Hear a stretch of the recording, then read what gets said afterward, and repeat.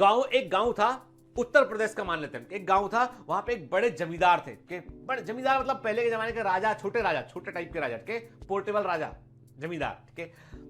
तो उनके दो बेटे थे, दोनों बेटों में जो है वो दोनों बेटे जुड़वा, ट्विंस, ठीक है। राजा की इच्छा थी कि बेटे को पढ़ने के लिए विदेश, फॉरेन भेजा जाए। मतलब बेटे की परवरिश जो है, उनका जो जमींदार थे, उनका एक भाई जो है वो इंग्लैंड में रहता था। पूरा फोकस कहानी पर रखते हैं। उनका एक जो ब्रदर था, वो कजिन ब्रदर जो भी रहा होगा, वो इंग्लैंड में रहता था। तो उन्होंने कहा कि भाई मेरे जुड़वा बच्चे, दो बेटे हैं मेरे, 4-5 साल का बच्चा हुआ। तो उन्होंने कहा भाई एक बेटे को, उनके बेटा नहीं, बच्चे नहीं थे उनके कोई। तो उन्होंने बोला भाई एक काम करते हैं, तुम्हारे बेटे को एक को हम पढ़ा लेते अपने इंग्लैंड में रहकर। तो उन्होंने जमींदार ने कहा अभी मेरी भी इच्छा है कि मेरा एक बेटा, कम से कम एक बेटा जो है, दोनों बेटे पढ़ ले अच्छा है, लेकिन एक बेटे को मैं अपने पास रखूंगा, घर में नहीं तो खाली रखेगा। एक बेटा आप ले जाओ, वहां पढ़ लेगा अपने, आपके बेटे से मेरा भी बेटा, आपका भी बेटा हो। वो चला गया। तो एक बेटे को इंग्लैंड में ले गए। एक बेटा बचपन 3-4 साल होश संभाला वो इंग्लैंड में। दूसरा बेटा जो है वो अपना गांव के अंदर ही है, पिताजी जमींदार है, सब बढ़िया काम है। अब दोनों लड़के जो है 25 साल के हो गए। गांव में एक बड़ा सा गैदरिंग, बड़ा जलसा किया गया गांव में कि ढोल बजने लगे, ठीक है, नगाड़े बजने लगे, गांव में पूरा डांस चल रहा है, ठीक है। अब कैसे डांस है, अब डांस करके नहीं दिखा रहा मैं, गांव में डांस चल रहा है। और डांस में जो है के दौरान सब लोग डिस्कशन कर रहे हैं लोग बाकी, देखो भाई दोनों भाई आ गए, एक सूट बूट पहन के टिप टॉप इंग्लैंड से, ओ या ठीक है, वो आ गया गांव के अंदर। दूसरा जो है वो अपना बढ़िया जो है कुर्ता पजामा पहन के, अपने गांव के अंदर की परवरिश के, उनकी चाल ढाल भी डिफरेंट टाइप की, क्योंकि वो गांव के अंदर जमींदार के लड़के, उन्हें समझ में आया, वो वैसे पले बड़े। एक इंग्लैंड से पढ़ा लिखा बिल्कुल सोफिस्टिकेटेड टाइप का।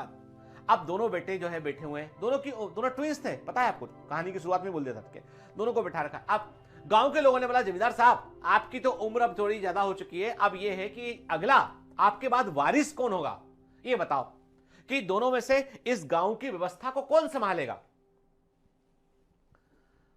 राजा ने कहा कि यार मेरा बेटा इंग्लैंड से पढ़ के आया है, एक बेटा, और ये इसको पता है तरक्की क्या होती है, इसको पता है डेवलपमेंट क्या होता है, इसको पता है कि क्या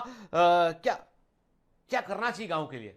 तो मेरे विचार में वो इंग्लैंड से जो लड़का आया है उसको वारिस घोषित कर देना चाहिए, दूसरा भाई सपोर्ट करेगा उसका।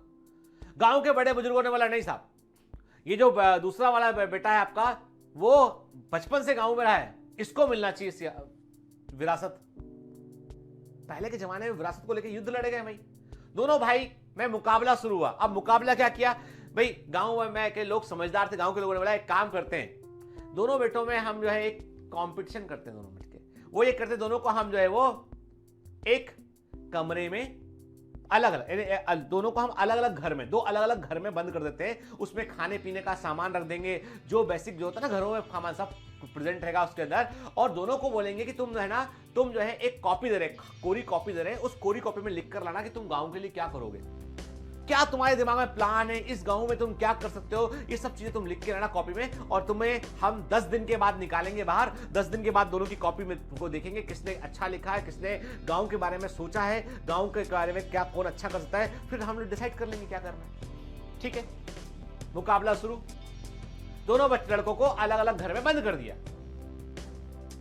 ठीक है, क्या हुआ, डे 1 वो अपना इंग्लैंड से लौटा हुआ, समझे ना, कि जो लड़का था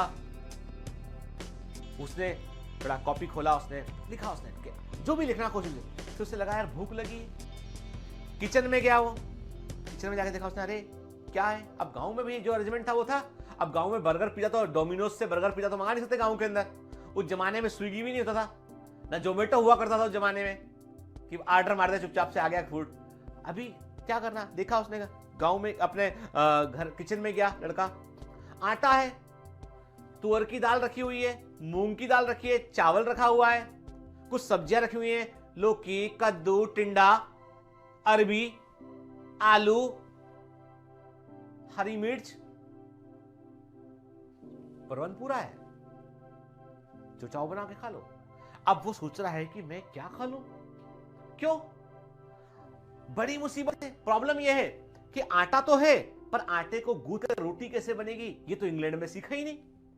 इंग्लैंड में तो ऐसा होता ही नहीं है कि आदमी सुबह सुबह आटा गूंथ रहा है फिर रोटी बना रहा है। कि इंग्लैंड में तो भैया ब्रेड है, सीधा बना बनाया रेडीमेड फूड आता है, वो कंटेनर से खोला उसको और खोल के उसको माइक्रोवेव किया और खा लिया। यही सीखा था बचपन से, देखा था ब्रेड डबल रोटी बनी बनाई रोटी बने। अब यहां तो आटा है, क्या करे, सोचा उसने कि यार देखा तो था कभी टीवी में मैंने कि आटा से गूंथ की रोटी बनती है। थोड़ा पानी लिया, डाला, वो एकदम पतला सा सूप बन गया आटे का। सोचा शायद इसी पी के देखूं, नहीं भी पाया वो, फेल आइडिया। चावल पकाता, चलो चावल पकाने के लिए सोचा उसने कैसे उबालूं, क्या करूं, बहुत कोशिश किया पर चावल भी नहीं पक पा रहा, उससे समझ में नहीं आ रहा क्या करना है मुझे। दाल का, कच्ची दाल का क्या करूं, क्या खा लूं, कद्दू खा लूं कच्चा, कच्ची लौकी खा लूं, कच्चा टिंडा खा लूं, क्या खा लूं, समझ में नहीं आ रहा है, टेंशन। चलो छोड़ो, अभी एक काम करता हूं, अपने लिखने फोकस करता हूं। भूख तो लग रही है, एक दिन तो गुजारा पानी पी के, अगला दिन फिर भूख लगाई, अब तो लगेगी भूख तो यार। फिर किचन में गया, बाहर से सब सोर्स बंद कर रखे, खाने नहीं पका पा रहा, भोजन नहीं मिल रहा है तो दिमाग भी काम नहीं कर रहा है, आप भी चिड़चिड़े आते हो, भूख लगती है आपको, लंबे लंबे लेक्चर चलते हैं और ब्रेक भी कम मिलता है खाना खाने के लिए, तो गुस्सा भी आती है कि सर इतने लेक्चर डालो, हाँ चिड़चिड़ा आते हो एकदम से, बस बहुत हुआ सर। तो गुस्सा सबको आता है, उसे भी गुस्सा आ रहा है। अब उससे बोलो लिखो तुम गांव के बारे में, दिस विलेज इज पैथेटिक। अब गुस्सा है, किस्सा तो गुस्सा है, खाना नहीं मिल रहा है, 10 दिन बाद निकालेंगे बाहर, गांव के लोग पागल हो गए, बंद कर दिया कमरे में मेरे को लाके। इससे अच्छा तो मैं इंग्लैंड में था, तमाम गुबार लिख डाला उसने कि यू पीपल आर मैड, मुझे बंद कर दिया यहाँ पे, मैं इतना पढ़ा लिखा समझदार आदमी। दूसरा तरफ, दूसरा पिक्चर का दूसरा एंगल, कैमरा चेंज करते हैं, दूसरे घर के अंदर पहुंचते हैं। दूसरे घर में क्या है, वहां पर गांव का लड़का बढ़िया गांव के बारे में, ये बनाएंगे, यहाँ पे नहर निकालेंगे। भूख लगी, गए किचन में, आटा गूथा, रोटी बनाई, दाल पकाया, बढ़िया सब्जी बनाई, खाया भरपेट, फिर लिखने बैठ गए।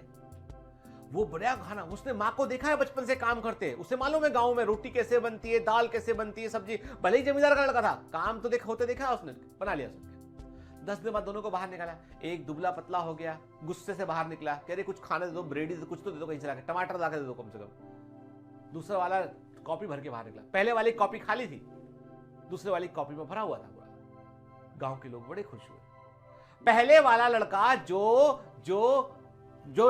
लड़का गांव का रहने वाला था, जिसने उस रॉ मटेरियल, जो आटा था, जो कच्ची दाल थी, कच्चा चावल था, कच्ची सब्जी थी, उससे उसने जो कुछ भी जरूरत थी, जो भी बना, पकौड़ा ही बना के खा लिया उसने एक दिन, उसका मन किया, सब करके देख चुका वो के, तो वो सब उसने जो उसके पास मिनिमम रिक्वायरमेंट जो थी, मिनिमम मीडियम जो था ना, क्या था, आटा था, चावल था, दाल थी, सब्जी थी, उससे उसने सब कुछ बना के खाया 10 दिन में, सेहत अच्छी होकर बाहर निकली उसकी।